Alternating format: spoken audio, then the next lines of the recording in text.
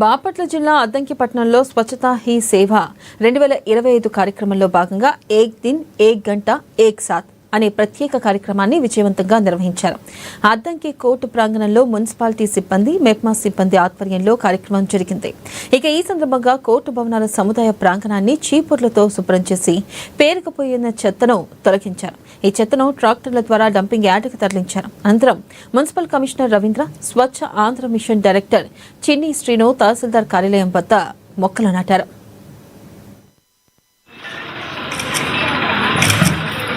ఈరోజు ప్రత్యేకమైనటువంటి కార్యక్రమం ఒక గంట శ్రమదాన కార్యక్రమం అనేది చేయమని చెప్పారు. అందులో భాగంగా ఈరోజు లోకల్గా ఉన్నటువంటి నాయకులు, అదేవిధంగా పిలిపిలి గారు డైరెక్టర్ స్వచ్ఛాంధ్ర కార్పొరేషన్, అదే మెప్మా వారి సహకారంతో పురపాలనగాను ఈ కోర్టు ఆవరణలో ఈ స్వచ్ఛ సాహిత్య కార్యక్రమాన్ని చేపట్టడం జరిగింది.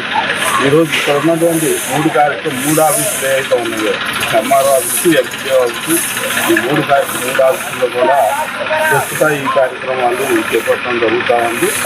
కార్యక్రమంలో మన నరేంద్ర మోడీ గారి ఆదేశాల మేరకు, అట్లానే మన రాష్ట్ర ప్రభుత్వం ఆదేశాల మేరకు ఈరోజు ఇక్కడ మన గవర్నమెంట్ కోర్టులో